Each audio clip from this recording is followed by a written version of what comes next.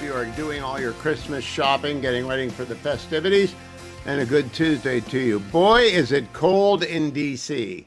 But I'm going to start out with a little humble brag here. I got my miles in this morning. Now, my minimum is usually 4, but when it's below 20 degrees and it's windy on the Potomac, I did 2.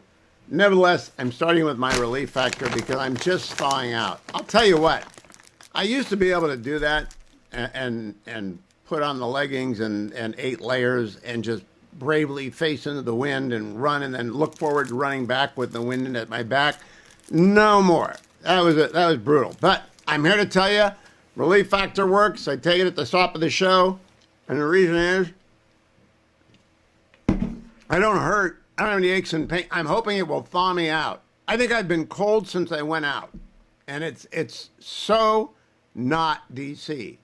The reason the swamp is nice at Christmas time is it's not usually below 20 and lower, but it was this morning, and I'm here to tell you, call 1-800, the number 4, and the word relief. I cannot promise it will do more than get rid of the minor aches and pains, but it might thaw you out, too. And I talked to my brother-in-law, who's up in Maine. Actually, we texted, same as talking, 1 degree. So there's a reason to get out of the north. And you folks up in Minnesota cold, I have no idea what's going on there. But I do not like it. I do not like it one bit. But relief factor makes it doable. You ought to give it a try. Call 1-800, the number 4, and the word relief. 1-800, the number 4, and the word relief, or go to relieffactor.com. There, I've told you at the top of the show. I've always wanted to do it at the top of the show, and today it occurred to me as I'm still chilly, it's a good thing to get out even when the weather is not on your side and keep moving. The big story of the day is President Trump sat down with Dasha Burns. Dasha is a very fine reporter. She is the chief White House correspondent for Politico. I've done the panel with her over on Special Report before. Fine lady. And this goes 40 minutes. So there's a lot of tape. I'm going to devote a lot of my time today to this, and we're going to start with cut number 1, President Trump and Dasha Burns talking about the Somali scandal in Minnesota, cut number 1. I want to see people that contribute. I don't want to see Somalia.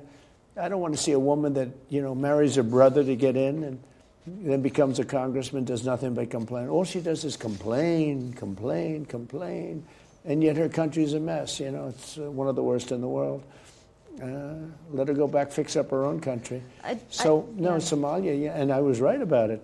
I started complaining about Somalia long before the scandal.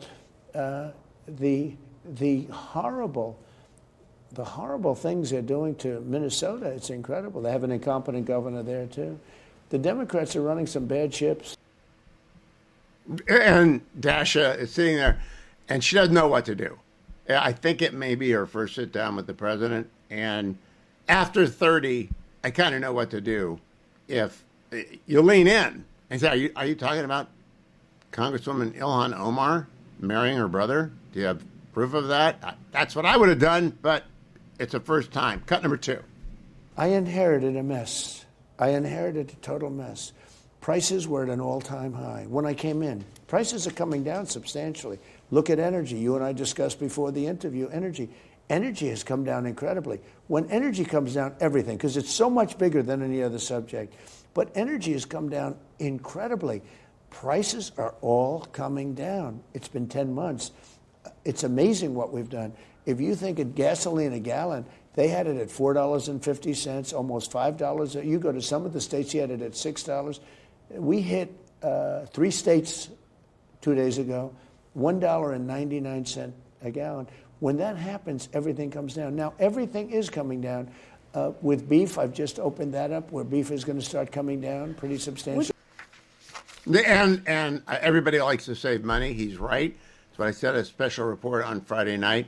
I want affordability to remain the key issue because we're going to compare 4 years or 2 years of Donald Trump with 2 years of Joe Biden, who had 9% inflation. The inflation rate will be down below 2% come November next year, because energy does drive everything. The president is right.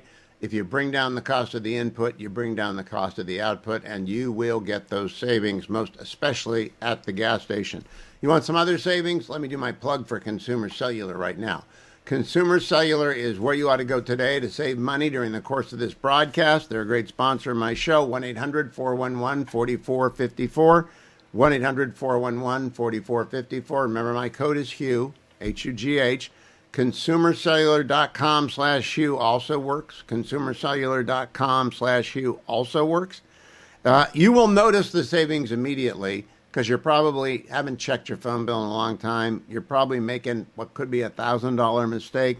Right now, you'll get your second month of service for free when you use my code, Hugh, whether you visit ConsumerCellular.com/Hugh or you call 800-411-4454. But here's what my 50-plus listeners love. 2 unlimited lines of data for just $60. That's right. You and your spouse, you each got a phone, you each got a number. You can keep your number, keep your data, keep your digits. Absolutely. But your cost will go down to $30 a month each, $60 a month. That is going to save you money. And right now you're spending a lot of money. It's the Christmas season. Get that second month free by using my promo code Hugh.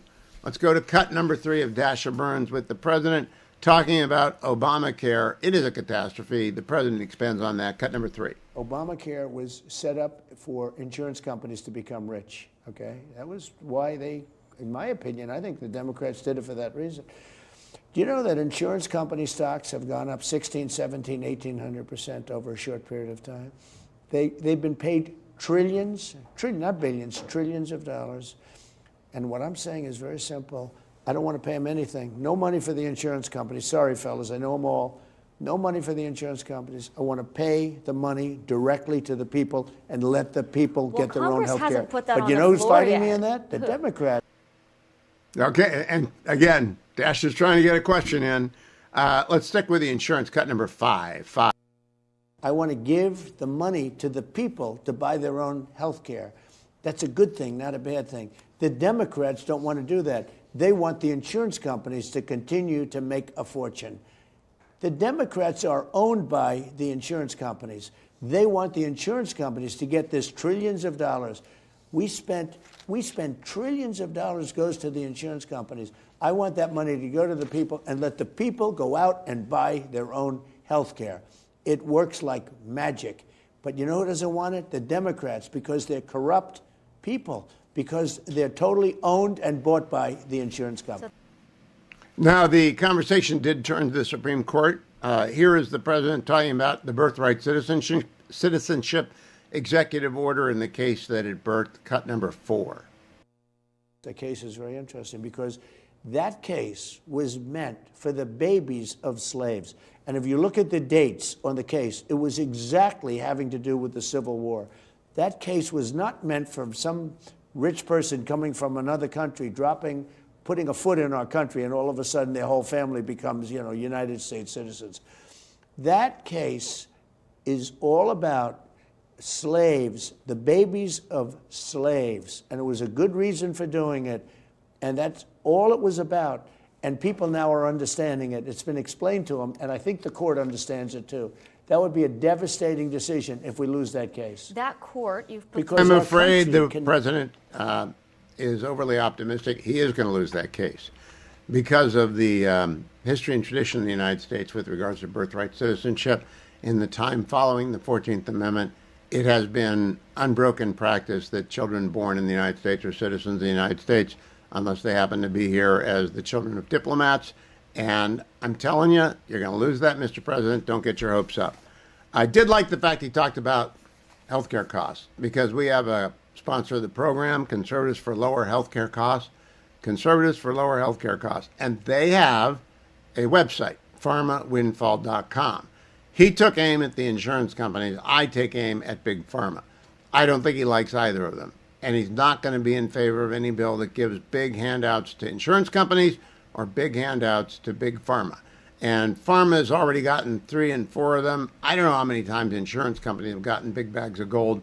But the original disaster of Obamacare, back in the second year of President Obama's tenure, was because Big Pharma sold us down the river. All right, that's what happened. Big Pharma went into a meeting. They went out with billions, and they signed on. They got the opposition out of the way, and we got Obamacare. And it's been a nightmare. It's been a catastrophic failure. Everything associated with the Obama presidency has been a catastrophic failure, including his presidency, his presidential library. But the worst was Obamacare, which has destroyed health care in the country for many, many people.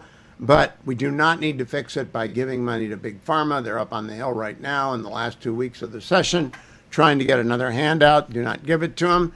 Head over to pharmawindfall.com and register your agreement with the fact that Big Pharma should not get bigger or richer right now. pharmawindfall.com. I do miss the 1960s era Christmas specials. They no longer exist. You get Dean Martin Family Christmas. It wasn't much of a family, but it was a Christmas special. It was fun. I am here to tell you that yesterday, 400 people responded to my ask for Angel Tree. Love to do it again today. There are 1.5 million children in America who have a mom or a dad, sometimes both parents, behind bars. They will not be spending Christmas with them. But Angel Tree, which is a ministry of prison fellowship, sponsors an annual Angel Tree drive. You might see it on the patio of your church, but if you don't, you can call in a contribution of $30 and take care of another child. 888-206-2764. 888-206-2764. Or you can find the banner at the top of HughHewitt.com. In this tight economy, Angel Tree's ability to hit their goal and take care of as many kids as possible is difficult. But listen to Michelle Payette, who is a manager at Prison Fellowship.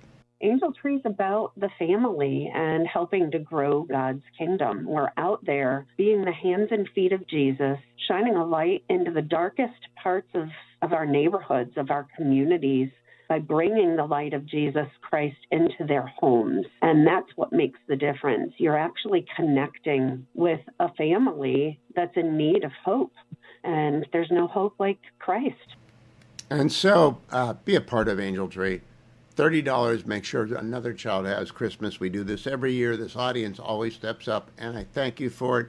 Again, the phone number, 888-206-2764, 888-206-2764, or the banner is at the top of HughHewitt.com. Back to President Trump. The Supreme Court was on his mind, and Dasha Burns asked, did he want Justices Alito or Thomas to step down so he could make the appointments? Cut number 6. You want to see one of the justices on the Supreme Court retire so you can put in one more before the end of your term? Well, the Democrats want to flood the court. You know, Clarence Thomas is 77, Samuel Alito is 75. Do you want one more on there? Well, I hope they stay because I think they're fantastic, okay? Both of those men are fantastic. Before I let you go, I want to ask. I will say this. The Democrats want to pack the court. They want to have 21 justices. That would be a terrible thing for this country. The country. It's the end of the rule of law, packing the court. That's why I support the filibuster, why I do not want to get rid of the filibuster. If Democrats break the filibuster, you know what they're about to do. I think it will break that party down the road if they ever try it. I also think there's a good argument based in constitutional law that you can't expand the court above 10. Certainly, probably 9 is the number that ought to be institutionalized at. I don't even want to go to 10. Ties don't help anybody out. Cut number 7, immigration with the president and Dasha Burns. You know, it's interesting. 2 years ago, a year ago, under Biden, this country was out of control. Millions of people pouring through, totally unchecked, totally unvetted. And now we have nobody coming in. We have them coming in only legally. They have to go through a legal process. Nobody ever talks about that anymore. They should talk about that. They should talk about it all the time because we went from 20 million people in 4 years to 0 people. 0 people. And all a while, remember Secretary Mayorkas showing up on the Sunday show saying we need more people, we need Congress to act, we need a new law. No, we didn't. We needed will to close the border. President Trump closed the border. Let me remind you, we have 16 days till Christmas, 16 days for you to get to besthotgrill.com, great sponsor of our show. besthotgrill.com. Why would you go to that website? Because if you want to go make a present that will last, maybe it's for your future son-in-law, maybe for your father-in-law, of course for your best client. You can pick from the variety of Best Hot Grills there, the Solaire infrared grills, the best grill made anywhere in the world, but it's made in America, goes from 0 to 3,000 in about a minute. It makes your meat absolutely wonderful to eat. It makes it so quick to prepare. in weather like this, that's also an advantage. But year-round, besthotgrill.com. And at the big end, at the high end, you can try it before you buy it. Give the gift of value, the gift that will not be forgotten. If you give a hibachi to your best client, they'll never, ever forget they got it from you.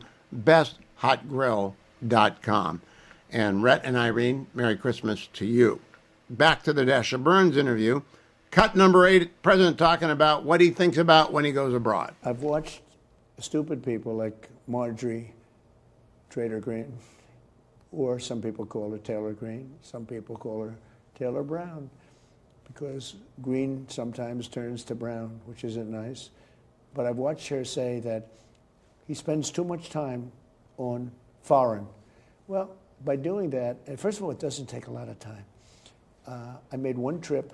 I brought back trillions of dollars on that one trip.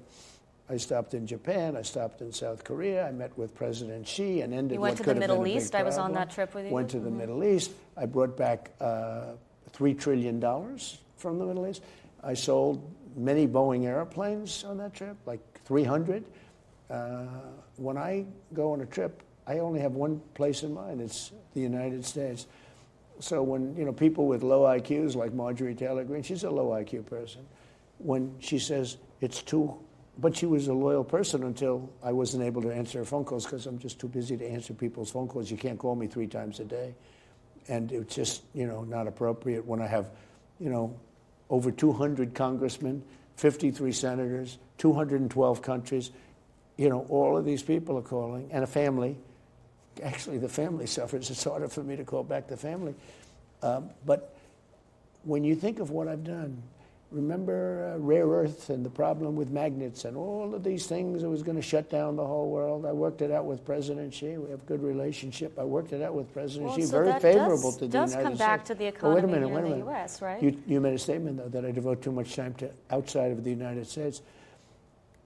I've made a fortune for the United States by focusing on things outside. To be clear, that's not my statement. That's just what some of your supporters and some others have said. Well, then, I can't imagine their supporters because I made a fortune and spend very little time. All of my time is spent here. Most of my time is spent here.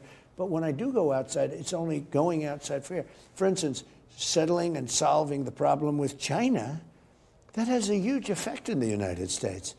Making deals with Japan, South Korea, Indonesia, all of these countries, you're talking about trillions and trillions of dollars. So I guess I could say, let's not deal with anybody. We wouldn't have much of a country. Well, we wouldn't have much of an economy.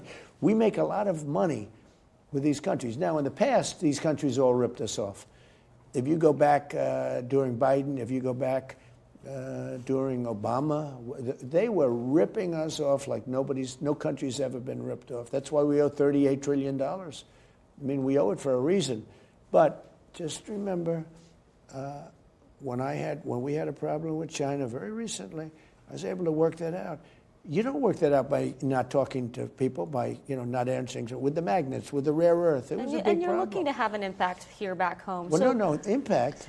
So, okay, I'm smiling because Dasha is trying to change the subject, but you don't throw a charge at the president that he's gone abroad too much, even if it's in the words of another person, and expect to walk away when you want to. Doesn't work that way with Donald Trump. Inside the Beltway, where it's quite chilly, but it got warm between Dasha Burns of Politico and President Trump today. He did get asked by Dasha about the next Fed chair, and he responded with cut number 10. You're going to pick a new Fed chair soon. Is it a litmus test that the new chair lower interest rates immediately? Yes.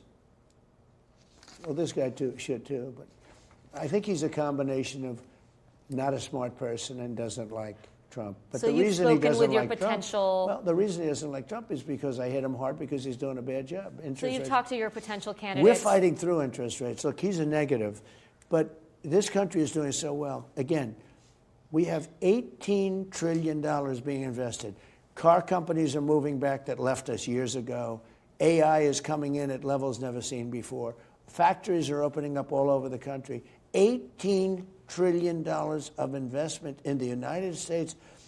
Again, with Biden, we would have lost $10 trillion, okay? 18, that's a record.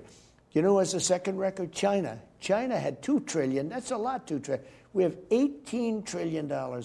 And that ultimately, you know what it reduces itself to? Jobs. You can have jobs. He's right about that, but I think what he said that made news, he has a litmus test for the next Fed chair. I think Kevin Hassett's going to be the next Fed chair. They've got to lower interest rates and be aggressive about it. We have a sponsor here at the Hugh Hewitt Show, andrewandtodd.com. They've been a sponsor forever.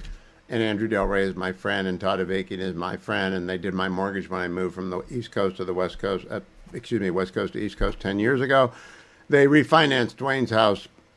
They have done thousands of mortgages for my customers. They're with Union Home Mortgage. They're a bank, so they underwrite the loan, right? So they're very, very aware of what interest rates are, and they're stuck. The 10-year this morning or this afternoon is at 4.18%. It's up a little bit over last week. They can't come down because Jerome Powell will not give the signal that they're coming down. They have to come down. The pent-up demand to buy houses is everywhere. Andrew and Todd will get it done for you when you decide. Maybe you got to move. Maybe you don't have a choice. Maybe you've been transferred. 888-888-1172.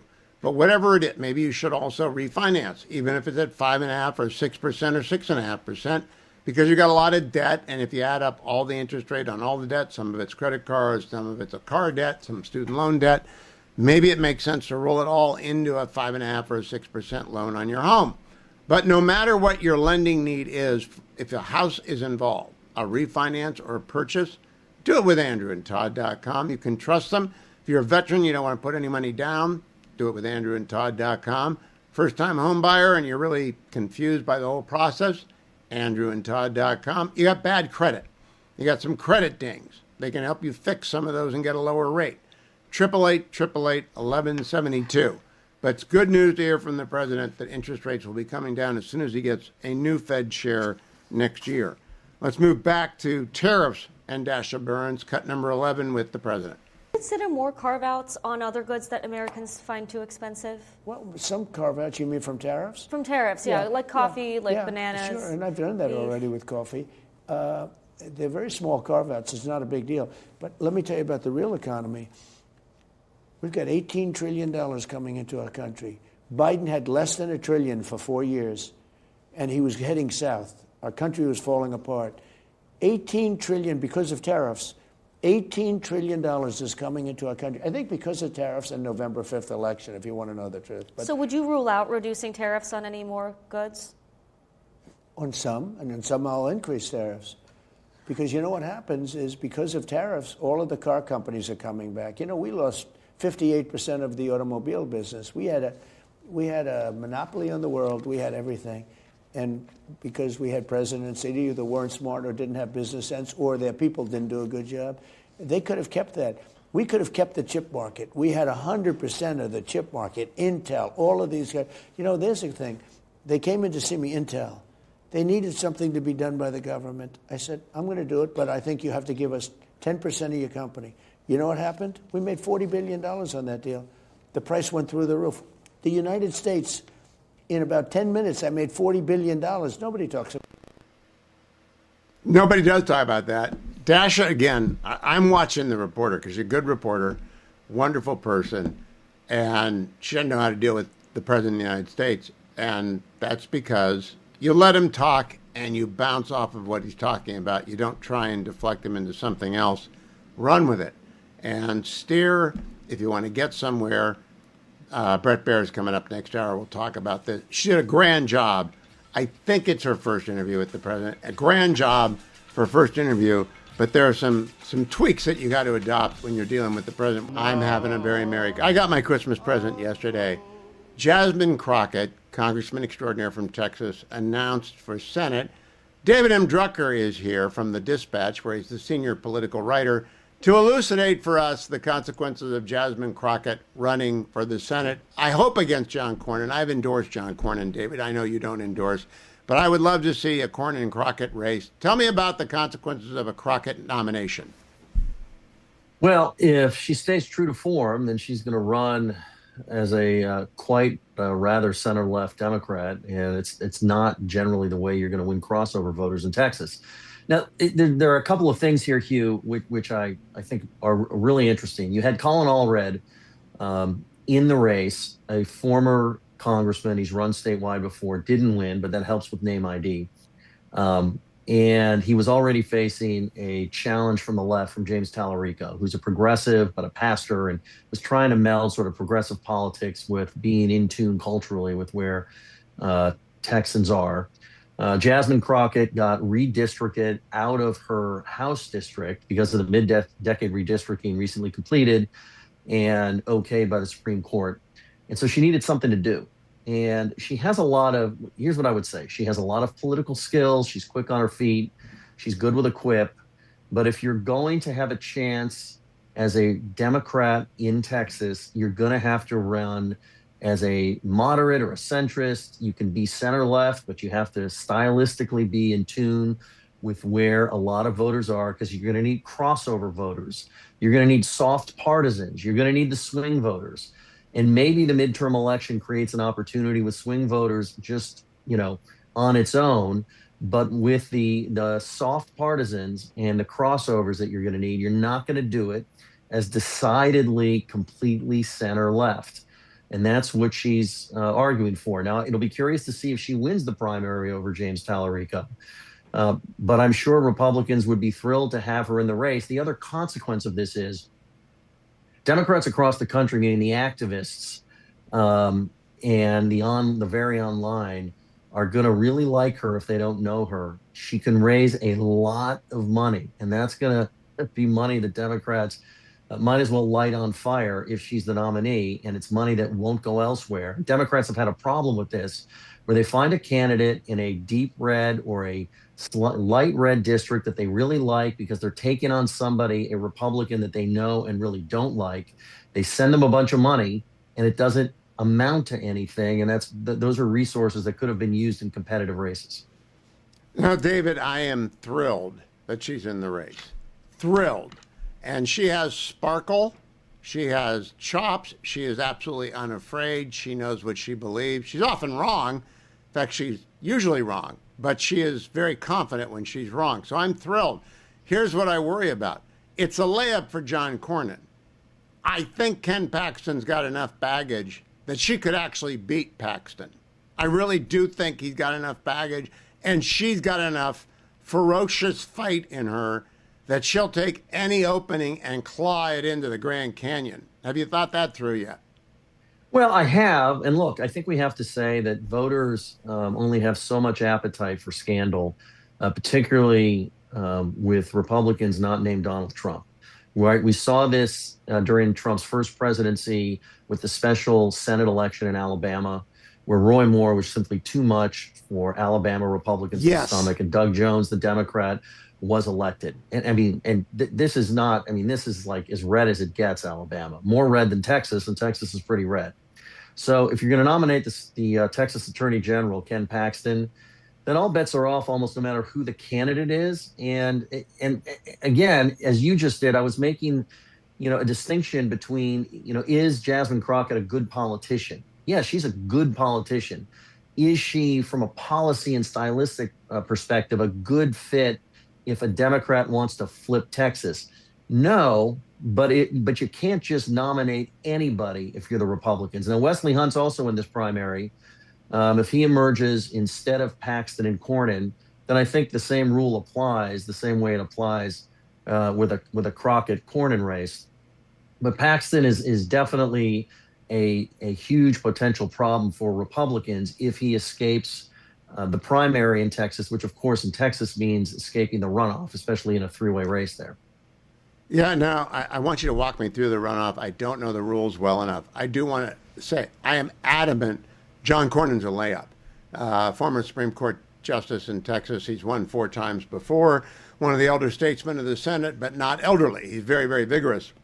He was on the show a lot. I like John. I think he should win easily. This race by the Attorney General just leaves me mystified. But what is the rule? Who is it? If you don't get 50% plus the top one. 2? It's 50% plus 1. And if you don't get that, then you proceed to a runoff. And usually these runoffs are lower turnout affairs, right? I think the last time we saw one of real consequence that I can recall was when in 2012, Ted Cruz, who was an upstart at the time that nobody really had heard of, challenged the sitting lieutenant governor of the state of Texas, David Dewhurst. Of course, in Texas, the lieutenant governor isn't an unknown. It's somebody who matters a great deal. And Cruz just worked it and worked it. He got Dewhurst into a runoff and he beat him. Dewhurst won round one. Cruz won the runoff.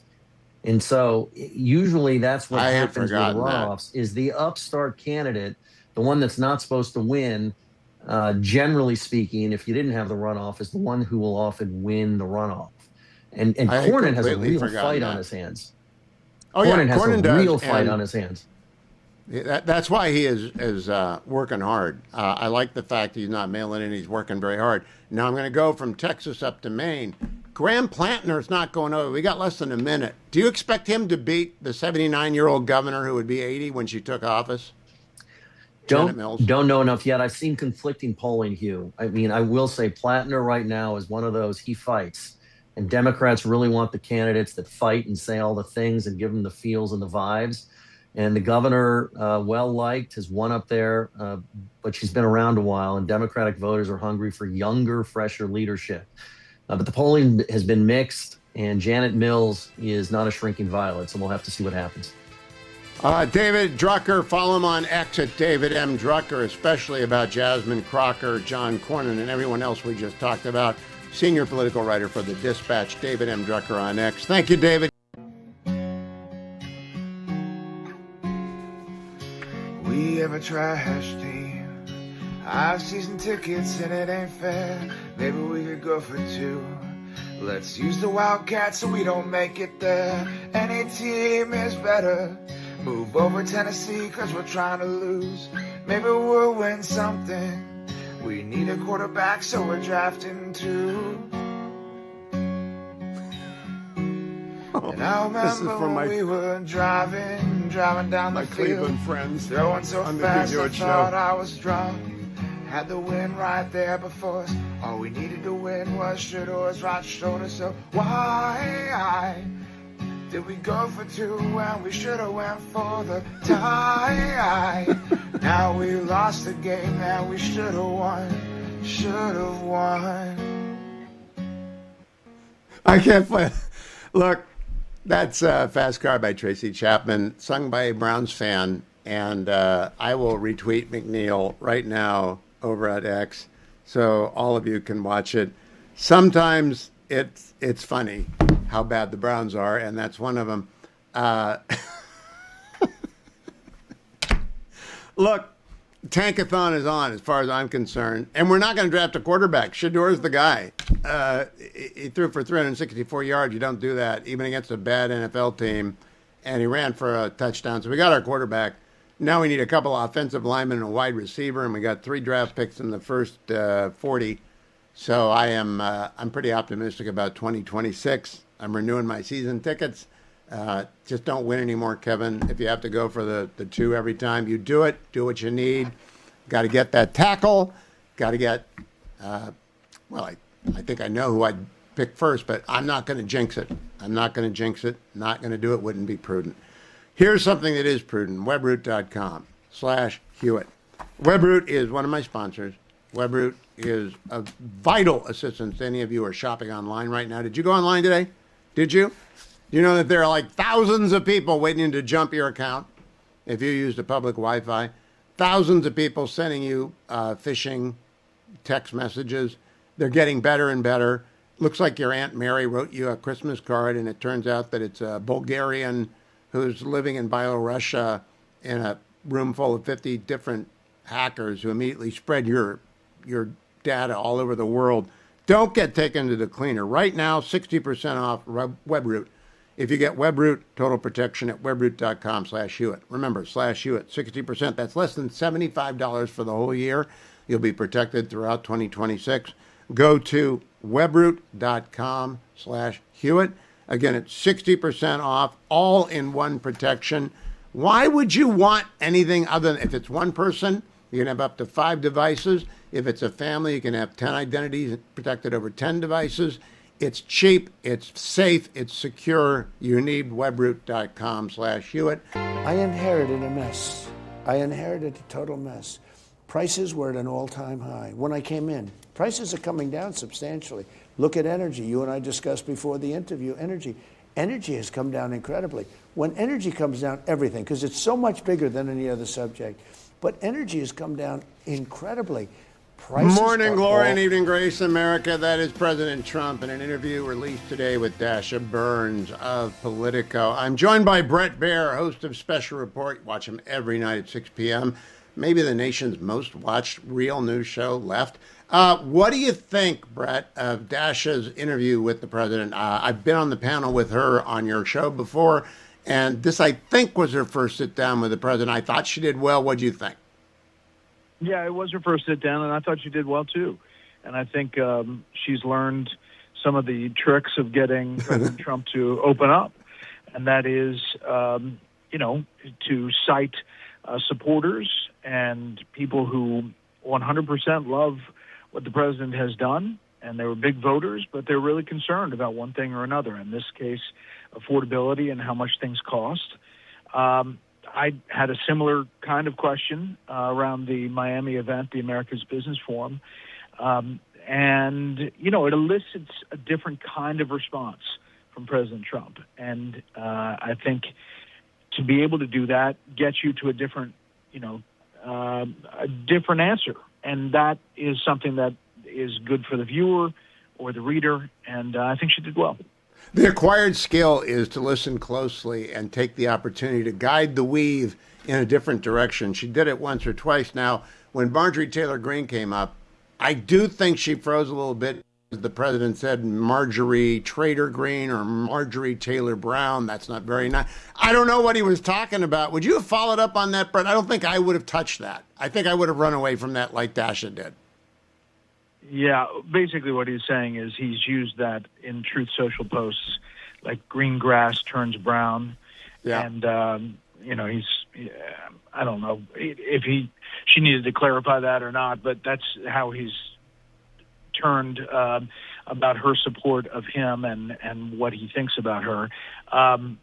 Listen, there's always, you go back in an interview with President Trump and you can always say, man, I could have followed up here, I could have done that. But if you get in on the breath and redirect the weave, it is a really good thing. You've done it very well on the radio. And I think, I give it a shot every once in a while, too. Yeah, if you get in on the breath. I haven't heard it put that way before. I'm going to steal that. I'll give Bret Baier credit. Bret, next subject. You were at the Kennedy Center on Saturday night. I was babysitting. My son was there. You were very kind to a friend of mine, Madison Sparber, took a picture with her. But I want to know your assessment of the president as an MC. It's a different skill set. How'd he do? I thought he did well. Listen, he only had a couple of live things to tee it up at the beginning and then after intermission. But most of the intros to the different acts were from the Oval Office on tape. I think it was great in the way it was performed. I thought the performances were amazing, and it had a really good feel to it. I've been to 15 of these things, and some are better than others. This was a great lineup. I'm personal friends with Sylvester Stallone and Jennifer Stallone, and so it was really great to see Stallone. Oh, how fun! Honored that way.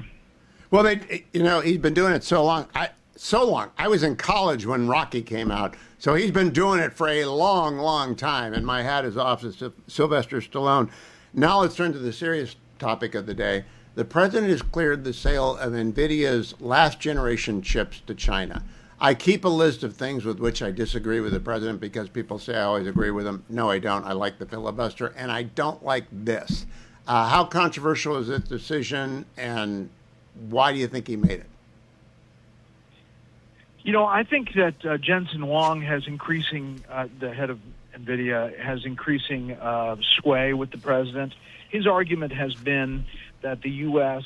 and U.S. companies should be at the center of all things, even in China, and that despite all of the stealing that goes on and China mimicking stuff and making it their own, that U.S. companies should be the backbone and the driver of all AI in order to stay ahead. That's the thought process, and I think Jensen Huang has made that case, and obviously it improves his company's standings. But I hear what you're saying, and it is a battle and a competition, and we're going to have to see how we do as far as going up against China on that. I have Alex Gray coming up, and I'm going to ask him, but the best argument in favor of the sale that I've seen is it prevents, or at least it disincentivizes China from developing an indigenous chip industry like Taiwan has, like we have. I'm not sure that's true, but I lack the technology background to be able to make a statement one way or the other. Have you sat down with Jensen? Do you know him? Have you interviewed him? Yes, I have, and he's been on the show, and I talked to him at the Saudi dinner at the White House. I was sitting next to him, and he's really, really smart about the next way forward. I think the president trusts him, and hence this move. All right, last question. It was announced yesterday President Trump has invited Prime Minister Netanyahu to Mar-a-Lago. They'll be spending the post-Christmas 2, 3, maybe 4 days down there at Mar-a-Lago. It's unlike any other relationship he has with any other world leader, and I'm glad about it. I think it's wonderful. How do you assess it? Are you going to? You're a Floridian. Are you going to be over there knocking on the door and saying, "Let's have a three-way talk about this"? Because it's really a fascinating personal dynamic. Yeah, I mean, I'd love to. I'll put in the request. I don't think it'll happen, but I think it's a lot of closed-door interaction, and it is an interesting dynamic. I mean, he's been critical of Bibi Netanyahu, publicly, privately, and I think they want this ceasefire to work and hold. It suggests that there is progress between the two. How much, we'll have to see. But I'll put that request in. I doubt it's going to happen, though. They pulled one over on me with Operation Midnight Hammer, a complete misdirection, and therefore I'm always, after I've been fooled once, that's shame on you, but I'm not going to fall for it again. They could be there yelling at each other in public, and I think they could be two actors. Does that cross your mind? Sure, yeah. I mean, there was a lot of public look over here at the shiny thing before that strike, and it does cross my mind. I think that the main thing the president wants to get done is that the operation concludes, that they finish what they're going to do with Hamas, and that they move to the next step. He thinks the Saudis are going to sign on eventually once there is at least a talk of a pathway to two-state, but they're never going to get to two-state, but at least there's a pathway, and I think that opens the door to normalization with Saudi Arabia. Okay, quick last one, Brett. Susie Wiles was on camera yesterday. She's never on camera. And she went on camera to say, we're going to put President Trump on the ballot. What's your reaction to the fact that she went out and did that and what she said? Well, I think it's a big deal. It suggests that they're really thinking about how to get the Trump voter out for the midterms. And it's probably pretty smart, like making it a referendum on Trump policies. It's going to work in a ton of places. For the bluish-red states, the purplish states, it'll be more of a challenge. But the fact that she was on camera is significant. She doesn't do much at all. And we continue to request going over there and doing something, and maybe she will. If they want to put him on the ballot, she's going to have to tell people that that's the case. Brett Baer, always good to talk to you. Follow him on X at Brett Baer, and, of course, special report tonight at 6. Thank you, Brett. Want to remind everyone, Angel Tree is a sponsor of our program, and Angel Tree is running a campaign right now to raise money for children whose mom and or dad are in jail. There are 1.5 million kids. Think about that number. 1.5 million children whose mother or father will not be spending Christmas with them because they're in jail. And it's up to you and to me and to everyone listening to help as many of those 1.5 million children experience the joy of Christmas. They get a present, they get a Bible, they get a note from mom or dad about the present and the Bible they are receiving. They get connected to Angel Tree Ministry, which is just probably the most important part of that. All we need for each of those 1.5 million children is $30. So that's a big lift, right? That's in my head $45 million total to take care of every child. I don't know that Angel Tree can make that, but I know that you can make a difference in the life of a child if you'll simply go to hughhewitt.com and find the banner at the top and hit it. And $30, one child, $60, two kids, and on and on. If you can take care of 10 children and send $300, well, God bless you, like Scrooge. Be the fellow throwing the coin down to the kid to go get the turkey for the Cratchits. Help out Angel Tree. The banner is at the top of hughhewitt.com. Alex Gray is CEO of American Global Strategies, AGS. And American Global Strategies represents pretty much most of the major American companies in the tech world. And so, Alex, I don't know if you represent NVIDIA or not, so I don't know if you're in a position to answer this question. I have questions about the deal that President Trump has okayed about chips to China from NVIDIA's last generation of chips, not the new ones. Are you in a position to talk about it? Well, Hugh, it has been publicly reported that we do represent NVIDIA. So I'll be a little, I'll put my cards on the table on that one. Okay, thanks. So explain to me, as I look at it, I'm not very happy with it, but I read in the Wall Street Journal the argument that the CEO makes is that China will develop an indigenous chip business better or at least equal to America's if we don't give them the chips from the last generation. Is that the best argument that they've made on behalf of the deal? Yeah, I think that the argument that I've found rather persuasive is that over the last couple of years under the first Trump administration, under the Biden administration, the aggressive regime of export controls on chips to China has really not done as much to stop China's innovation and growth in AI as we would have hoped. As you know, someone who was involved in a lot of those export control decisions at the NSC in Trump 1, our goal was to have this AI dominance agenda that the president's really expanded upon in term 2, and to keep China from doing things like DeepSeek, doing things like building its capacity. And those controls, if that's the metric, which I think it was under Biden and in Trump 1, if that's the metric, it has not been successful. They continue to innovate. They continue as leaders in the AI space across the spectrum have said, China continues to be just a hair's breadth away from the US, which is why this race is so competitive and why keeping the American tech stack as part of the global package, why promoting that tech stack has been one of President Trump's key pillars of his global AI dominance agenda, because China continues to be so close to us, regardless of the export controls we've put in place. So the generation removed from Blackwell, and Blackwell is the most recent chip, and I gather there's another one on the horizon that will be another generational jump in chips. The argument is by selling the one prior to Blackwell to China, we're not really advantaging China. Do I have the argument down? Well, one is that they're not gaining the advantages that I think some people are saying that they are. Two, there is value in having Chinese dependency on the American tech stack. So there is a very real argument that I find persuasive that up to a certain point, tying China's AI ambitions into American hardware has value to the United States in terms of keeping China, again, keeping their growth curve and their innovation and their ambitions dependent on the United States and our tech.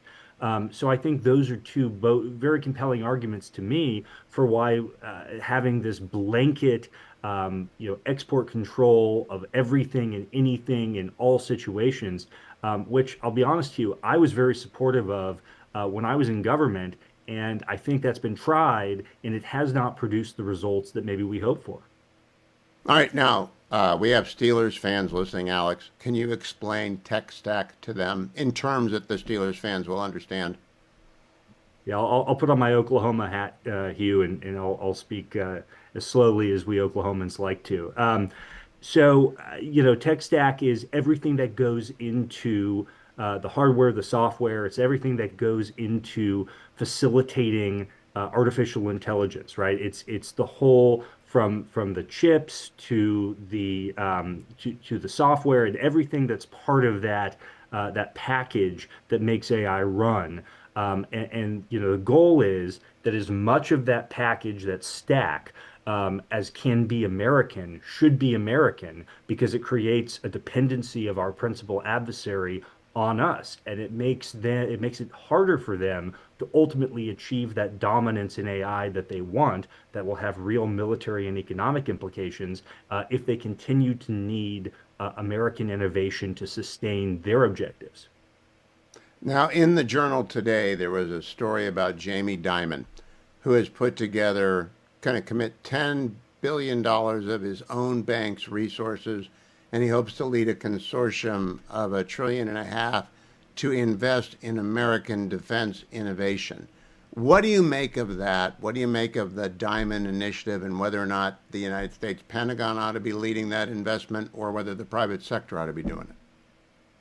Well, I think that the private sector remains America's competitive advantage, right? That is why I'm confident that we're ultimately going to win the competition with China, because state-directed investments, they have a place, particularly where there are market failures in their areas, and rare earths is the obvious example where we can't get private capital to make the commitment for various reasons. Maybe it's not remunerative, whatever it might be.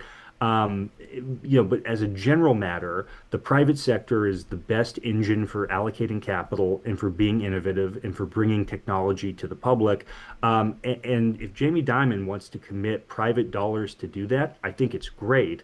Where the Pentagon can be leading and where the U.S. government can help is to work collaboratively with the private sector to help direct that capital, in the sense of pointing out, where are there gaps? Where are there areas that we need more private dollars directed to, rather than just taking the Defense Production Act and putting federal dollars into an area that we need more innovation? If we could have a collaborative conversation between someone like our Deputy Secretary of War, Steve Feinberg, and Jamie Dimon, and Mr. Feinberg could say, we really need more private capital in shipbuilding, or in critical minerals, or in semiconductors, wherever it might be, and JP Morgan could go out and facilitate that. That's the kind of collaboration that's going to beat the Chinese in the long run. Yeah, last question. I had Admiral Montgomery on yesterday. He said yesterday, Ukrainian innovation is mind-blowing, that they are taking things from the factory line to the front line without even testing them on the range, and they're working. Do we have people over there watching that? Do the people you represent watch what Ukraine is doing in their innovative attempts to hold back the Russians? 100%. The best American companies are working, whether it's drone makers, whether it's the big tech companies, whether it's traditional defense companies even. Everyone that I would say almost everyone we work with is looking at Ukraine as the laboratory of the future of warfare, and frankly, the laboratory for the future of how you integrate technology in real time, both economically and militarily, to change the situation on the ground. And I think when we look back, Hugh, after every war, the U.S. Army, the Pentagon, they do a kind of the history of the Iraq War, the history of the war in Vietnam. And I think one of the things that we're going to look back 20 years from now when that's written is we're going to look and say, this was the laboratory of innovation that's going to tell us how warfare is going to look in this century. Alex Gray, CEO of American Global Strategies, former Chief of Staff of the National Security Council. Thanks for your time today, Alex. Merry Christmas to you. Dasha Burns sat down with the president today. She is the head of the White House Bureau for Politico. The president defended the destruction of the drug boats, cut number 13. Have you watched the We're video? stopping. I watched everything. Yeah, I watch everything. I see a lot of things. And do you believe that It's that not second pretty, strike but- was necessary? Well, it looked like they were trying to turn back over the boat, but I don't get involved in that. That's up to them. The admiral that did that is a highly respected, as you know, a highly respected man. And we save 25,000 people every time we knock out a boat. On average, they kill 25,000 Americans. So, I don't like doing that, but The drugs coming in through the sea are they're down by 92%. And I'm trying to figure out the 8%. Who are they? Nobody wants to drive boats to America loaded up with drugs anymore. Well, I do want to ask you. I love that answer, but not as much as this one, cut number 16. How far would you go to take Maduro out of office? I don't want to say that, But you want to see him out? his days are numbered. I think they heard that. You think they heard that? His days are numbered. I think they heard that. Here's a number for you. 800-411-4454. That's the number for Consumer Cellular. And it's the number that if you dial, you'll save money because you are almost certainly losing money every month on your cell phone bill because you are overpaying for data. Many of you have, look, I did the same thing. All right, I did the same thing when they offered to grandfather me in. I'm not going to tell you who my first cell phone person was. When they offered to grandfather me in at the unlimited data, I jumped at it thinking, I don't want to get charged for data. Turns out people who are 50 and older just don't use data at anything like the rate that young people do. We are not above 10 gigs, but I still want unlimited data because I'm a journalist and sometimes I'm on the web all day long. Here's what you need to know.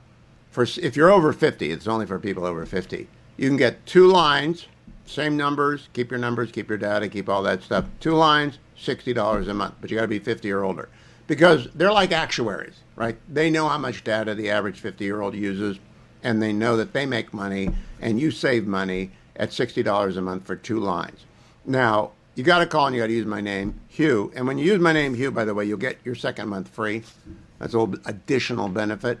And you can either go to consumercellular.com/Hugh, consumercellular.com/Hugh, or you can call 800-411-4454, 800-411-4454, and remember, my name, Hugh.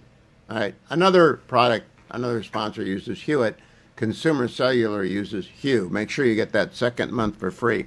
But get your phone bill out before you call, because it's just crazy to pay more money for data than you need to pay. Nobody needs to do that. A lot of the big cell companies have a lot of phony giveaways, free phones. It's not free. Nothing's for free in America. You ought to know that. You don't. There's a sucker born every minute. Don't be one of them. Pay the least amount of money for your cell uses as you need to pay. And that's going to be consumercellular.com/Hugh. consumercellular.com/Hugh, and make sure you use my name when you call. Now, Dasha asked the president about military strategy, and I've gotten this kind of answer before. It's not unique. Cut number 14. Can you rule out an American ground invasion? I don't want to rule in or out. I don't talk about it. Why would I talk to you, an extremely unfriendly publication, if you want to call it Politico, that got $8 million from Obama to keep it afloat? Why would I do that? Why would I talk about that to Politico? I mean, I'm doing this because you picked me as a man for Europe. I'm asking for transparency for their American people, because a lot of folks are, people are wondering I am what the is most transparent politician maybe in the world. A lot of folks are wondering what our goals are. Sure, but I got to tell you, Adam just laughed. My engineer just laughed, and Adam doesn't laugh at anything except me. And I've gotten that answer, by the way. Don't feel bad, Dasha. I've asked him a couple of times about things. I said, why would I answer that question? What do you think I'm going to tell you the answer to that? I'm not going to tell you that. And I appreciate the president's candor about that. And Politico is hard left. Remember after Ben Shapiro I was next in line to be editor for a week for Politico Playbook when they had lost their Playbook editors, and they had Ben Shapiro, and the staff revolted, and they threw Ben out, and then they called me up and said, no, we don't need you. I said, fine, I don't know. They are a hard left publication. Doesn't mean that they're not nice people. Lefties can be nice. Dasha's nice, and she did a good job here. But the president is going to tell you exactly what he thinks about your organization. I think Byron York, senior correspondent for the Washington Examiner and Fox News contributor, will agree with me. It's too dang cold in the Beltway. Do you agree with me, Byron, about that? I absolutely agree with you, and I'm shocked that you haven't done anything about it. Oh, I went outside today and got my 2 miles in. That's like half my normal minimum, but it's just too dang cold. Byron, before I turn to Susie Wiles, I want to ask you about. I make a list. I keep a list of disagreements with Donald Trump. I don't like selling Nvidia's old chips to China. I don't like selling them anything. What do you think is going on here? Is it just Jensen being persuasive, or do you buy the argument that it keeps them from developing indigenous chip industry? Well, the persuasion part, I think, is part of it. I listened to your discussion of it earlier in the last hour or so.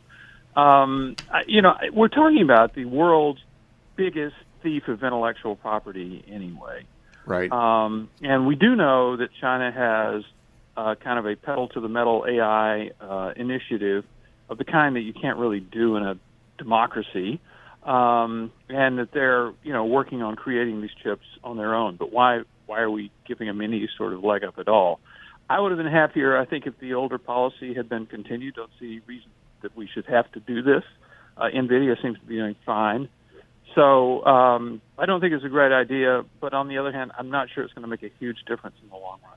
That's what the argument about the indigenous chip possibility comes up. But I don't know enough to have a really informed opinion. I think I wouldn't have done it. Now, let me play for the audience and then have you comment on Susie Wiles on the Mom podcast today, cut number 25, the chief of staff, in one of her rare interviews. He's going to have a fun next year, but we're going to put him on the campaign trail too. Typically, just a little bit of campaign speak, if I may. Yeah. Typically, in the midterms, it's not about who's sitting at the White House. It's you localize the election. Right. And you keep the federal officials out of it. We're actually going to turn that on its head. Good. And put them on the ballot, because so many of those low propensity voters are Trump voters. Yes, they are. And all right, so that's the key prime of her comment. What do you make of that, Byron? And what do you make of her coming out and giving an interview to make that statement? Well, listen, I think, as we speak, Trump is an hour or two away from speaking in Pennsylvania, his first sort of campaign trip where he's going to talk about affordability. He'll be making others in the coming weeks. I mean, I think it's clear it's December. We're less than a year away from the midterms. I think they've gotten into midterm mode now. I think the thing that will explain everything is, I'm just going to pick out one poll. There have been a lot of polls that do this, but the new Harvard-Harris poll says, just very easy question, what would you say are the most important issues facing the country today? Open-ended question. You can name more than one issue if you want to. Top issue, of course, affordability, inflation, price increases. The number two issue, the economy and jobs in general. Put them together, they're far above anything else. So an election is less than a year away, and I do think some significant number of Americans, including some Trump supporters, believe that he didn't pay enough attention to the affordability, the inflation issue in his first 10 months in office. So I think this is a little bit of playing catch-up and then pressing the president's, sort of natural advantage next year. Now, Friday last, I was on a special report on the panel, and the question came up about affordability. And I made the comment, I hope affordability is the issue, because energy drives affordability, and energy costs are coming down because production inputs, as they drop, the output drops as well. Do you think I'm right about that? I think energy is the whole game. We just have to produce more energy. I'm not saying whether you're right or not, but you are totally in line with Donald Trump. Trump's economic policy is so simple: cut taxes, cut regulation, and make energy cheaper. And specifically, his anti-inflation program. If you listen to it, it's only one thing: it's make energy cheaper. Now, energy is one of those volatile things where the price can actually go down. So you don't even have a reduction in the rate of increase in prices as you see in many other commodities. Prices can go down, and that can change everything, because everything that we buy has been shipped from somewhere. Yep. And so I think the president is right about that, and he has a natural advantage over Democrats who've wanted to stifle the energy business for a generation now. And I think if he succeeds in this, it will work.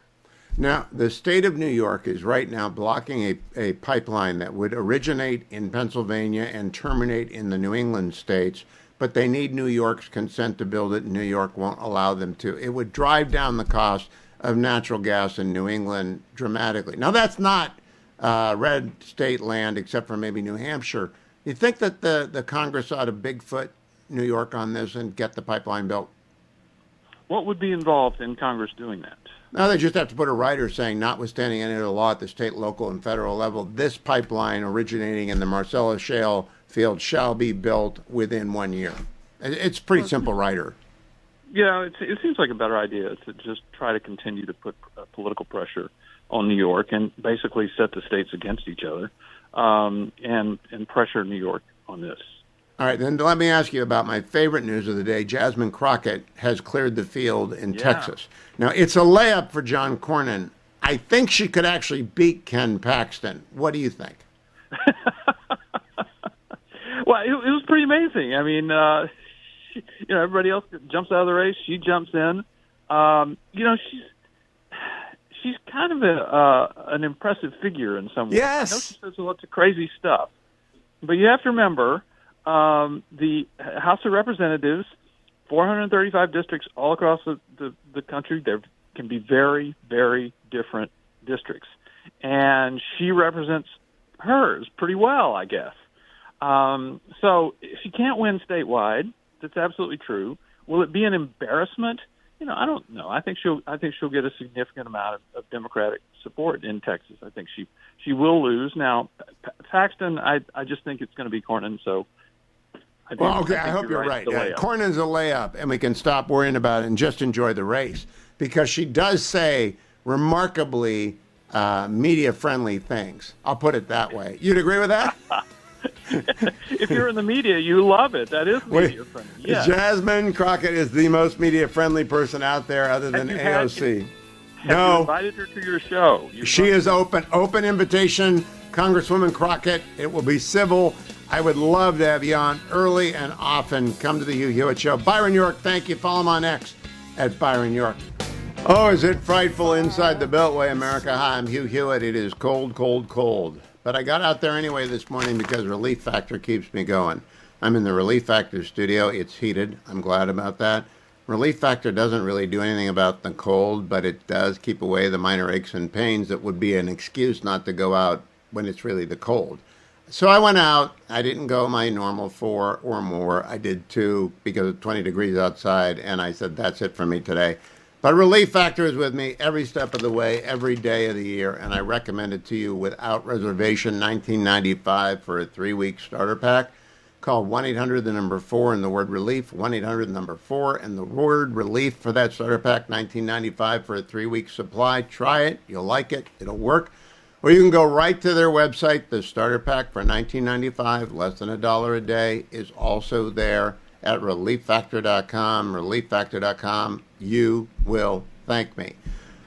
Mark Elias is a notorious lefty campaign hack, and he decided he was going to go make an argument before the Supreme Court today, and Justice Thomas was not really liking it too much. Cut 26. Thank you, Counselor. Justice Thomas? Just so I'm clear, is there any First Amendment interest in coordinated expenditures? Your Honor, I think that there is an interest, a First Amendment interest in coordinated expenditures in 2 regards. Number 1, there is an interest anytime any entity or person wishes to make a contribution to a political committee, they are expressing First Amendment speech. They are engaged in First Amendment speech. Buckley said that is satisfied by allowing them to contribute. So essentially, the speech is in the first dollar. It is in showing support for that candidate, and that's why the contribution limits could be $3,500, because the idea to contribution limit candidates, because though the donor is engaged in First Amendment activity, engaged in First Amendment speech, it is essentially speech. It's the act of giving money. So that's number 1. Number 2, I think this case would be a very different one if the applied challenge, first of all, if it was an as-applied challenge, but second, if it was an as-applied challenge where what the party wanted was its own speech, and it wanted to coordinate that speech with a candidate. That would pose a very different case.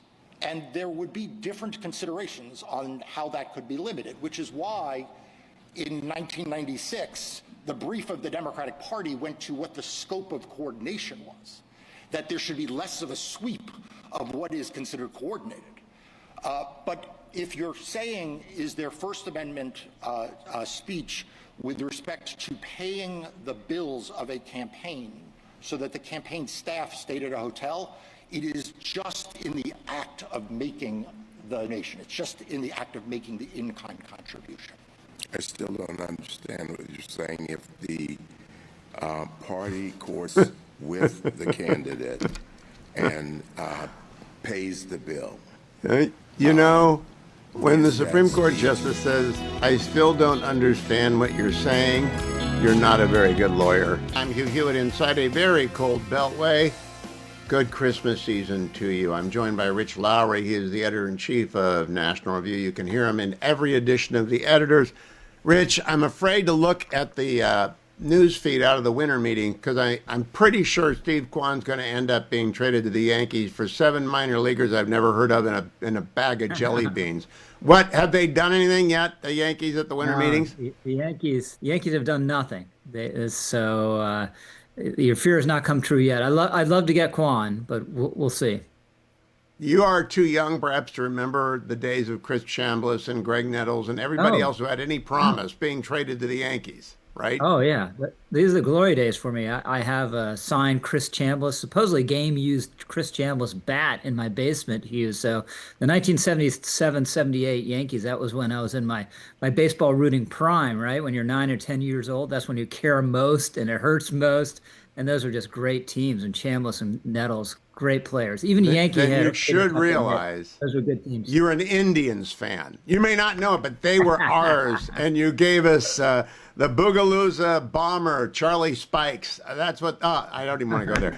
There are 3 issues I want to talk with you about. But that's why Kwan, if he ends up, he's going to New York. If we trade him, I hope we don't. I hope we sign him. But if the Guardians trade him, he's going to go to New York because that's where every great Cleveland player goes to play out their ring years. First, did you listen to the oral arguments about independent agencies? And if so, were you happy or sad after listening to them on Monday?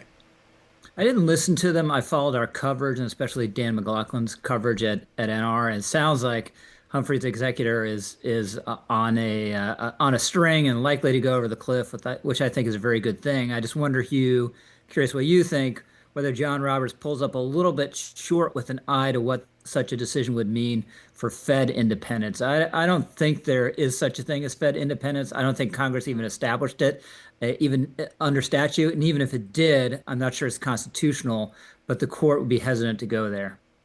I think the chief is a genius, and if there's any way to save the Fed, he will. But I also don't think there's any way to save the Fed if in fact the desiccated husk of Humphrey's executor is thrown overboard. There can't be an independent agency on the ground you think it's more important than the other ones, because it's not to the people involved in that agency. Of course. Yeah. It's shocking. This thing was has been on the books for more than 70 years, but hopefully these are the last weeks. Yeah, but I want everyone, do you think Republicans understand? It works both ways. It's sort of like when Reid broke the filibuster and McConnell warned him not to. We will have to live with the lefties taking over overnight at every agency when they come in, and the next group of lefties, Jasmine Crockett will need a job, for example. How would you like her to be on the Federal Reserve? Yeah, but look, the question is whether it's constitutional or not, and it's not. So the way the system works, you elect the president, he runs the executive branch, and there's no in-between, a little bit of legislative, judicial, and executive. So the court, this will be another high constitutional achievement for the court if it pulls this back. I hope they do. Second issue, I am profoundly disinterested in who owns Warner. I don't care who owns Warner, but do you care about antitrust at all? I generally don't. I think the modern marketplace corrects for every kind of concentration. It moves much too quickly. We don't have railroads anymore. NVIDIA came out of nowhere over 4 years ago. So I don't really care who owns Warner. Do you, Rich Lowry? No, No, I'm with you, Hugh. We're in total agreement, except for about the ultimate fate of Stephen Kwan so far on this show. No, I don't care about Warner. I just don't follow Hollywood very much. One, two, I'm totally with you. Just the idea of concentration in the media and also in tech today. As soon as you concentrated someone's done an end run around you, and you're out of date. So yeah, I always and you're think done. the made sense here. It's the consumer interest that should matter. Biden disastrously got away from that. Some of our populist friends on the right also want to get away from that, but I think it's a mistake. This isn't a question for the government. It by the time it decides, the landscape's radically shifted. Now let's see if we go 3 for 3. I keep a list of policy matters with which I disagree with President Trump and his administration. I added one today. I would not let NVIDIA sell the last generation chips to China. I was not persuaded by Jensen's argument in the Wall Street Journal that this prevents them from developing an indigenous chip production facility greater than we've got. What do you think? I can't say I'm an expert on this, and I haven't really planted my feet, but I tend to agree with you. Now, they've made great progress, the Chinese, but they indigenize everything. And if they get the NVIDIA chips, they'll use them to help themselves indigenize their industry. One of the shocking things, rare earths obviously is a huge story now, Hugh. They've used it in leverage to get Trump to back off the trade war a little bit, and it may even affect the national security strategy, which is relatively mild on China, maybe with an eye to the fact that they have a couple steps ahead of us on rare earth. But they just stole that from us. Stole it, lock, stock, and barrel, and did everything they could to stop us from recovering. So I don't trust them on chips. I don't trust them on anything. I would tend not to do this. So make it a provisional 3 for 3. Okay, I think on the last one we're going to agree. It's like a good Stephen Kwan at the plate. No, Stephen Kwan is off. We're not going to agree on sports. But I am thrilled that Jasmine Crockett is running for Senate. And by the way, I think she would beat Ken Paxton. I'm thrilled because it makes the argument for John Cornyn better. But I also think she's got talent. She's got sparkle. She attracts lunatic Democrats. She'll raise a bunch of money. She'll be brilliant on TV. What do you think about her candidacy? Yeah, so she's entertaining. She has social media talents, and she can light up the base, right? These are important skills. Donald Trump wouldn't be president of the United States twice if he didn't have those skills. You're right. He had others on top of them. Zohran Mamdani wouldn't be the incoming mayor of New York City if he didn't have those skills. I just think she's a mismatch for Texas. And look, people have complained about members of Congress being ignorant or the reprehensible behavior literally since the beginning of the Republic, right? But she is so terrible, and it's an act, right? She's pretending to be more reprehensible than she is. If you look at the statement she made, when she's just a BLM activist 7 or 8 years ago, she was a totally reasonably intelligent sounding person. But what she's done is dumb herself down and become a gutter politician because she knows it sells. So I think she thinks the upside, even if she loses, that she's going to be a bigger persona, and that matters more than to her more than anything else. And she can either cash it in politics in some other way, or cash it in, getting into our business, Hugh. Yeah, people don't understand. You build a list when you run an interesting, intriguing, entertaining campaign. You build a list of contributors. That list has value. You use it for other endeavors. She might even run for president in 2 years. But I do think this increases. Now, I'm a big John Cornyn fan to begin with, and people know that. I've endorsed John Cornyn. It's a layup for him to win again. I don't like people running against Republicans who are layups, but there is a worry on my part about Ken Paxton. Do you share it, that she might actually pull off an upset against him? I think it'd be a close race. I can't see her winning. I can't see her winning in Texas. I've been surprised before, but I think she's really on the Beto or Wendy Davis track. Now, Beto overperformed, at least in the first race. I don't think Wendy Davis overperformed at all, but they were national stars, right? And that's what she's banking on, a poisonous Republican primary, and Ken Paxton, it may be having a shot. But even if it doesn't work out, she'll get a book deal. She might get a MS Now gig or whatever else it is.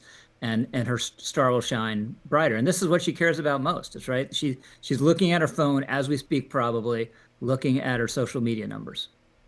And someone is going to retire from The View eventually, right? Someone's going to retire from The View, and Jasmine will be right there. All right, very last question on which we wrap up. When you take a look, I can't say the guy's name who's the new CBS anchor. I don't know how to pronounce it because I don't watch the CBS morning show. Does it matter? Do you care? You know, Megyn Kelly's just tweeting about this. It matters so much less than it used to. I've seen his clips a little bit. He seems like a very charming, talented guy on TV. He was involved in this ridiculous controversy where they asked Ta-Nehisi Coates a couple challenging questions and they wanted to fire him over it. Oh, that's him? Oh, yeah. So that reign is over thanks to Barry Weiss. But just broadcast TV, it just doesn't play the way it used to. So I don't think it matters much. Don't normal people watch Bret Baier? What's that?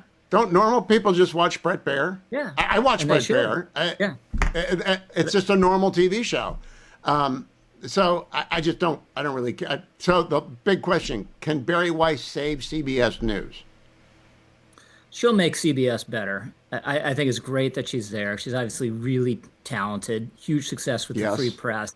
And I think she will turn the battleship somewhat. It's just the battleship is aging, not her fault or her doing, and it's hard to see how the battleship is ever going to be as seaworthy as it was when we were coming up. The voice of God definitely is over, right? There's never going to be my belief, if she changes 60 Minutes, then she'll make an impact if she brings in some talent there. But unless she does that, hard to change that battleship. Rich Lowry hosting the editors that should be on your podcast must listen. You ought to be a subscriber to the National Review. Give it away for Christmas. It's a great Christmas present. You'll be smarter for it and people will like you. Rich, stay away from Stephen Kwan. Welcome back, America. I'm Hugh Hewitt. That, of course, is the soundtrack to the Peanuts Charlie Brown Christmas. And this is my co-host, Linus. My friend Schroeder came up for a visit from Tennessee before my grandkids came for Thanksgiving. And he sent me Linus. And there is nothing as attractive to 3-year-old Tree Trunk Teddy and Genghis Kate than Linus because it's got a button here on the real story of Christmas. Sure, Charlie Brown. I can tell you what Christmas is all about. Lights, please. And there were in the same country shepherds, abiding in the field, keeping watch over their flock by night. And lo, the angel of the Lord came upon them.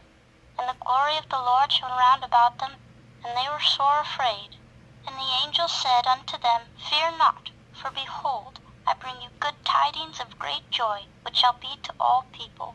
For unto you is born this day in the city of David a Savior, which is Christ the Lord. And this shall be a sign unto you. Ye shall find a babe wrapped in swaddling clothes, lying in a manger. And suddenly there was with the angel a multitude of the heavenly host praising God, and saying, Glory to God in the highest, and on earth peace, goodwill toward men. That's what Christmas is all about, Charlie Brown. And that played about 100 times over the Thanksgiving holiday when my grandkids were here. So we're going to find the farthest shelf in the house that's the most difficult to find, and Linus is going there, if not to their home. I think it might actually go to their home. But I play it for you because this is the season, and it's a very cold Christmas right now. And I came in this morning frigid, and the fetching Mrs. Hewitt and I began to think about the homeless people. There are a lot of homeless people in Washington, D.C., and because Virginia is not normal, it's not like being in California for the winter, but it's not like being in Maine or Massachusetts for the winter either, or Chicago or Minnesota, but it's pretty doggone cold. And I don't know where the homeless people go in Virginia. In Southern California, when it's really brutal, they open the Armory and people go there. But it's Christmas season. People are having a great time. Would you also remember, please, that there are children who've never seen the Christmas Peanuts show. And in fact, they're not feeling very merry because mom and or dad is in jail or prison, and they haven't seen him for last Christmas, this Christmas, or next Christmas. It might be many Christmases.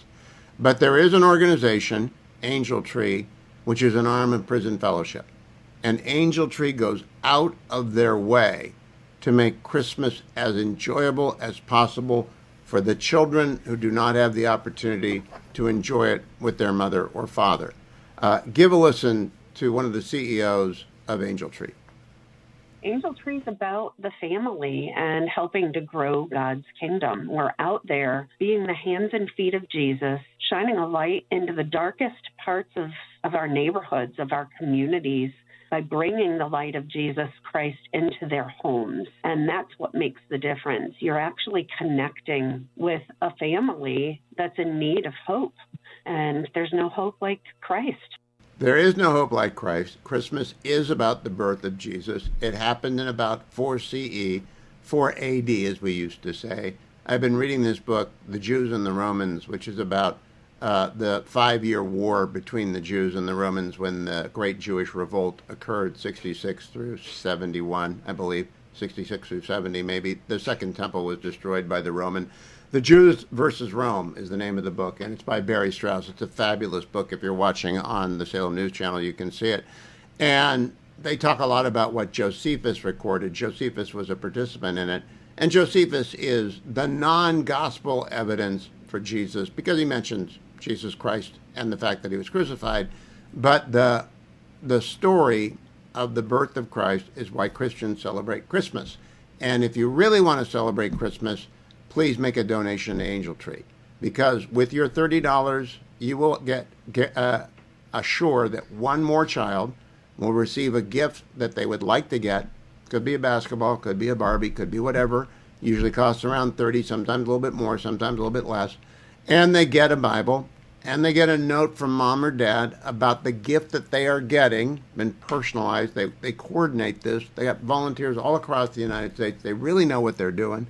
And they've been doing it for years. Now, many of you sign up on a church patio, and that's fabulous. And if you're doing that, I'm not talking to you. I'm talking to people who are thinking, I really want to do something for Christmas besides give, get, and go. And we all get very busy, and we're all running around at 100 miles an hour going to Christmas parties and family gatherings, and we got lots to worry about. And wrapping, I wrap nothing. Fetching Mrs. Hewitt wraps everything. Beautiful. Glad that division of labor works. But I nevertheless do believe in having a wonderful and joyful Christmas. And I do think Angel Tree does it better than anybody else. So here's the number if you want to call in a donation. It's tax deductible, of course. 888-206-2764. Be like Linus. Get it right. That's what Christmas is all about. It's really all about making sure that children understand it's about the birth of Jesus, a baby, a child like themselves. Or you can go to HughHewitt.com and go to the top of the website, and you'll see a banner there for Angel Tree. As generous as you can be, we will never be able to serve all 1.5 million children who have mom or dad in jail. It's impossible to do that. But the more you give, the more we do take care of. And look, you don't get your rewards in this life. You get your rewards in the next life. You'll meet that child. You'll get it on replay. You'll get it from every camera angle you could possibly want. The delight that you will bring to that child, especially the note from mom or dad. That's what really makes it. I've heard that from so many Angel Tree volunteers over the year. But be a part of that ministry. Prison Fellowship knows what they're doing. They are, of course, tax exempt. Everything you give is tax deductible. $30 is one, $300 is 10, $3,000 is 100, whatever you can do. There's someone out there that could do 1,000 of those. Thank you. $30,000 donor. We will take it completely secure at HughHewitt.com. The banner is at the top. Or you can call and talk to them yourself and do a wire transfer if you want. In advance, I want to thank you for doing that. Lots of people have lots of different ways of celebrating Christmas. They have lots of different charities. I love Salvation Army, for example. And Ken and Jolene Hodder, wherever you are, Merry Christmas to you. You've left the D.C. area. I think you're in Atlanta now. I hope our paths cross again. Just because you give to Angel Tree, don't forget to throw something in the kettle when you go past that, because they're the ones taking care of the lost and the least and the homeless. But you can do both. You can do a third and a fourth, and you can take care of your church as well. And you can be as generous can be. That's the spirit of Christmas. If I had, I don't, but if I had the monologue of Scrooge after he wakes up and throws out the window and sees the boy, George C. Scott's the best Scrooge. I have an opinion. It's fixed. You will never change that. George C. Scott's the best Scrooge. And his soliloquy after he realizes what Christmas is all about is the best thing Dickens ever wrote. And my friend, Dr. Roberts, has an entire hour. Do we have that around, by the way, somewhere, Dwayne? Mark Roberts on the Christmas Carol, that show that we did? Maybe we ought to replay that sometime. I would like to do that. We have Mark Roberts, I think, on Christmas Carols, and we have David Allen White on Dickens. Yeah, I would like to have, maybe find a way to replay the Mark Roberts on the Christmas Carol. But in the meantime, Angel Tree is at the top of HughHewitt.com. Thank you in advance. I've got so many cuts on Donald Trump's sit-down with Dasha Burns at Politico. Let's get back to them. Here he is, the president, talking on Europe's migration problem with Dasha Burns, cut number 18. Well, Europe is a different place. What do you mean and by if that? it keeps going the way it's going, Europe will not be, in my opinion, many of those countries will not be viable countries any longer. Their immigration policy is a disaster. What they're doing with immigration is a disaster. We had a disaster coming, but I was able to stop it. You know, we have no people coming through our borders now. 0, 7 months. I mean, who would believe 0? We went from millions of people, in some cases millions of people a month, but millions of people to no people. That's not what Europe looks like. The opposite, yeah.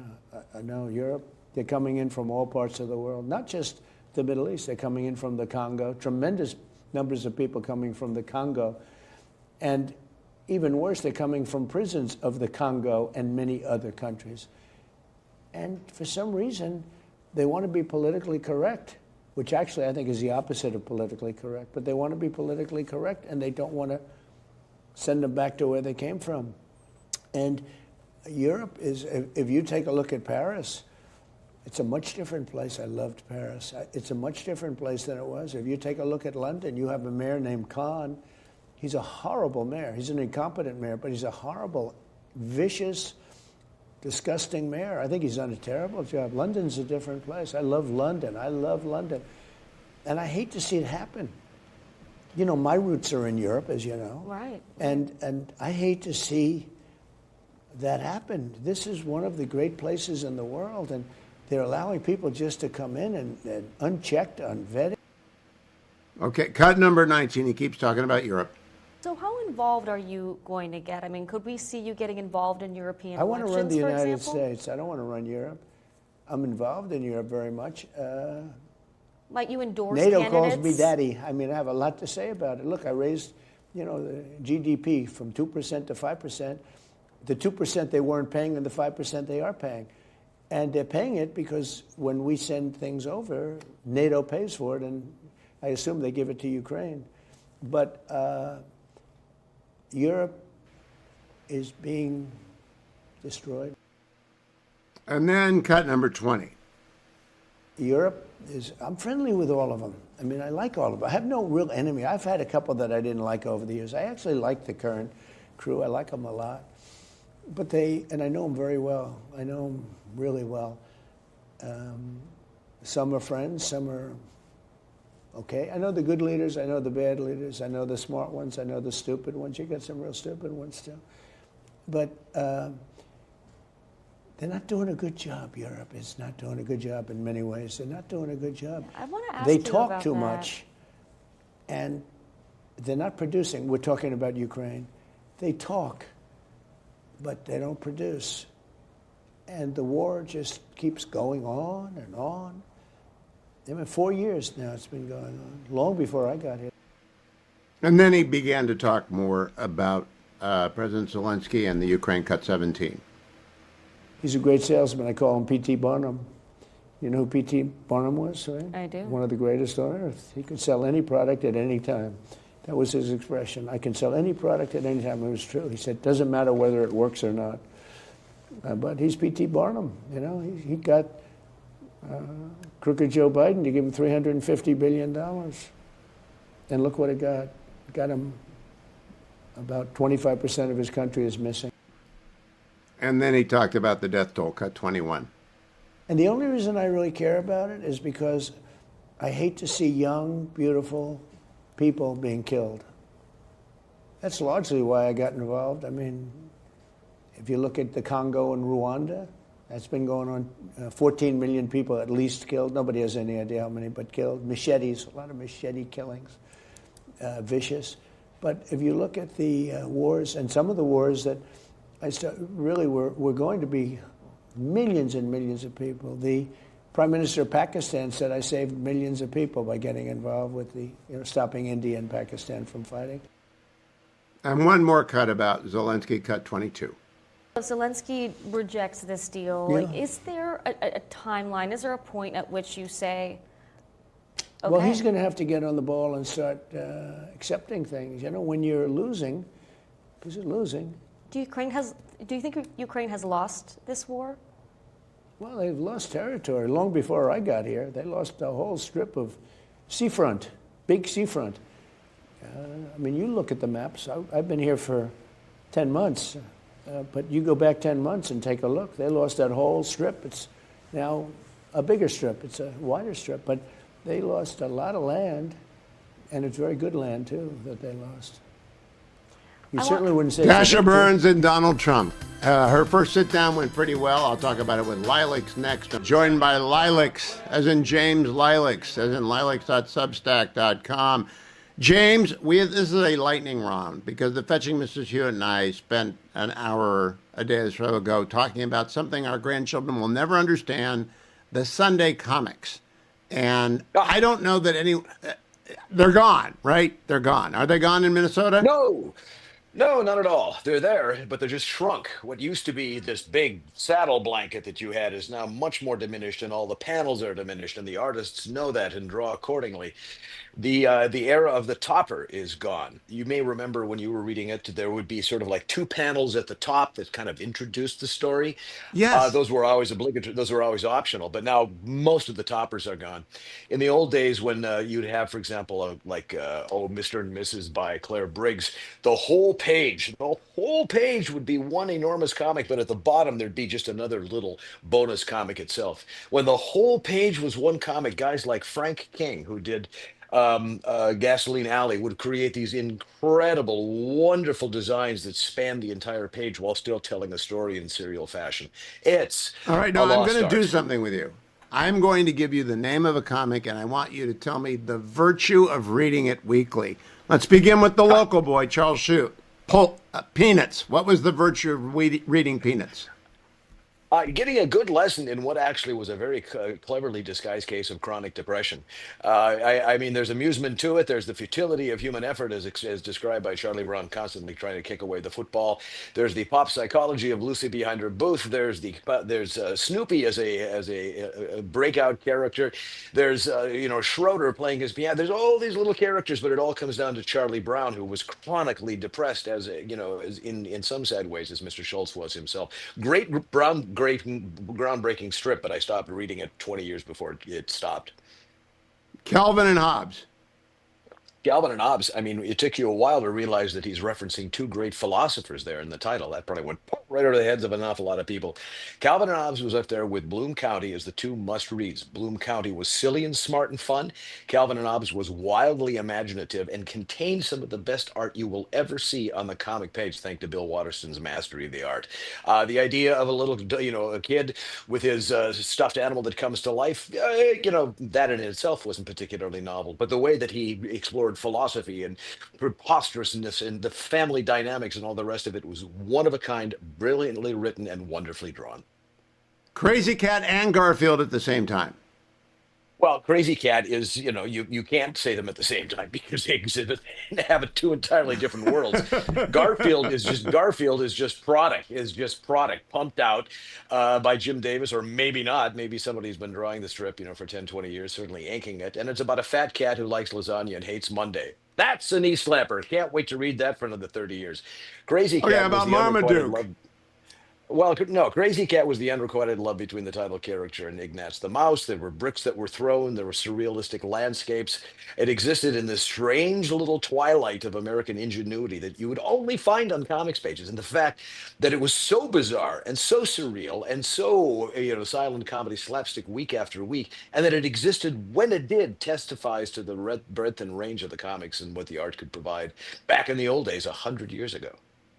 Marmaduke. He's a big dog. He slobbers. He gets into things. He knocks stuff over. We love that Marmaduke, don't we? Just there were better dog comics. I think The Far Side, one of a kind, brilliant, surreal, and everybody remembers the strip. Everybody can tell you about the kid at the gifted school who's pushing the door that says pull.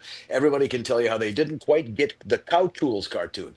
Everybody can get, it was a bit of absurdity with a really dark note to it that was never malicious or cruel, but was just dark and twisted, a sensibility the likes of which we haven't seen since. They replaced it with something called Close to Home, and a lot of papers just slotted in Close to Home into into the Far Side slot. And Close to Home is simply one of the worst cartoons that's ever been put in the newspaper. There's no comparison. I think they put it in just to remind us how good the Far Side was. One of my personal favorites that not many people like, Andy Capp. Handicap, and again, it takes you a while before you realize, oh, that's a pun on handicap. What it is, it's about a punter. It's about a guy with no job, living on the dole, and perhaps his wife Flo, who is a chronic alcoholic and wastes all of their money on gambling. That's basically it. He's a drunk and he gambles, but he's always looking at the camera to say, "Isn't you what a marvelous little lovable rogue am I, aren't I?" I think he's been softened over the years, but the number of times that he staggered home inebriated, having lost a packet on the horses or the football team, and then gets met by Flo, arms crossed in the traditional fashion, perhaps carrying a rolling pin. Again, the same thing 20, 30 years, and you read it because you've been reading it for 20, 30 years. The Phantom. Well, the Phantom goes back to the old serials, of which there were many. Brooke Bradford, the Phantom, Secret Agent X9. There were all of these serials that appeared in the strips, and it took forever to tell the story. I mean, you think Mark Trail moves slowly. These guys moved slowly. Superheroes were often put into daily strips. But the best of them all was a guy called the Spirit, who had no powers. He simply was a good crime fighter. And he came out on Sundays. He was syndicated and drawn by one of the most brilliant artists of the medium, Will Eisner. As a matter of fact, if you really do a good job at cartooning these days, you win the Eisner Award. So the Phantom was for people who couldn't, who liked the Spirit, but if the Spirit had been daily, it wouldn't have been the same. It was seeing all 8 pages in color and telling a story that was great.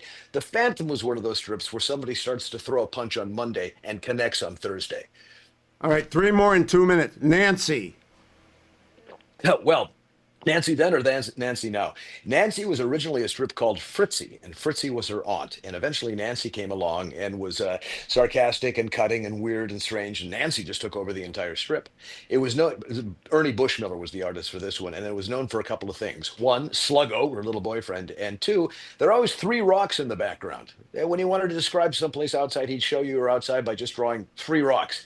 It was absurdist, it was funny, and it was great. And then it went away, but it's back now by somebody who is sort of reshaping it and keeping the same absurdist flavor to it. It was a great strip. It was a great comic, and I'm glad it's still around. 30 seconds, Bloom County. Bloom County again started out Brooke Bradford, a college paper. He took his college characters, moved them into the real world, invented a penguin and a cat that was intended to make us think of Garfield, with his twitching and his and all the rest of us. It was a don't warm go anywhere, comic. Jane. I've got 4 more. So can you stick around for the second segment? Oh, of course. Of Stick around because there are 4 more we need. I don't know how you know all this, but I'm glad you do. Someone needs to know all this. I do need to remind you, I am in the Relief Factor studio. I take it every day. I will be out again tomorrow morning, no matter how cold it is. It was 20 degrees this morning, but Relief Factor keeps the minor aches and pains away, and therefore I'm able to go out there and drag myself across the ice-laden parkway and get my miles in, no matter how cold it is. It's not Minnesota cold. So I got to go and do it. But you can get your Relief Factor, 1-800-4 and the word relief for $19.95 3-week starter pack, 1-800-4-RELIEF. Or go to their website. You can find the starter pack there, less than $1 a day for 3 weeks. Try it. You will like it. Don't use the over-the-counter for the rest of your life, the Tylenol, the Aleve. Maybe you don't like NSAIDs. Maybe they don't agree with you. But Relief Factor will work, and you can get that $19.95 starter pack at relieffactor.com. James Lilacs is back with me, as in lilacs.com or jameslilacs.substack.com. James, we were doing comics, so I want to finish off. High and Lois. Oh, Mort, yes. Well, High and Low started out in one of many, many suburban strips. There were a whole bunch that came up. The couple, the 2.5 children, the suburbs, the neighbor with the drinking problem across the fence, thirsty. And it's one of the ones, it's one of the few that actually made it over the finish line. Mort Walker, and I think his son does it now, Mort Walker and Dick Brown. It was funny. It was great. I'm worried about whatever thyroid condition affects Trixie, the little kid, because she's about 37 years old now, 40 or so, and she still is a complete and total infant. But, you know. I'm leaving Drabble out because he's a friend of mine. How about For Better or Worse? Oh, I remember that was one of your favorite strips. That was a strip that Yes. began, it began as a interesting little domestic story, and then it sort of began to serialize.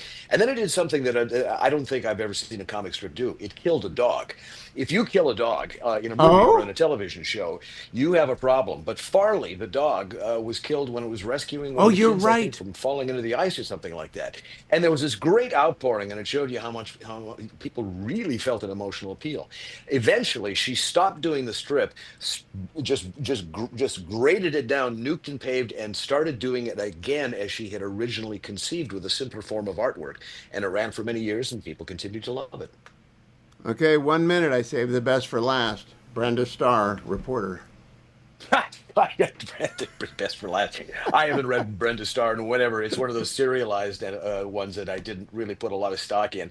But there were a lot of popular female-centered serials. There was one. There was Apartment 3G. Scarlett O'Neill, Scarlett something. The invisible. She was an invisible woman. There was 3G, yes, but not Mary Worth is of that. But that's more of the Agony on sob sister stuff. So Brenda Starr, you had to end on something about which I know very little, because her relationship to actual newspapering, as I understood it, seemed to be tenuous at best.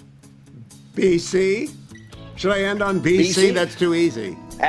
Absolutely. It's one of the few Christian strips out there at its time which would slip in the message when it could. And Johnny Hart was an interesting guy, and I liked it better than The Wizard of Id. So there. We may have to continue the conversation next week. If you like your Lilac. Lilac, you should write a book about strips. Lilacs.com. I'm giving Lilacs a book a week to write. Lilacs.com.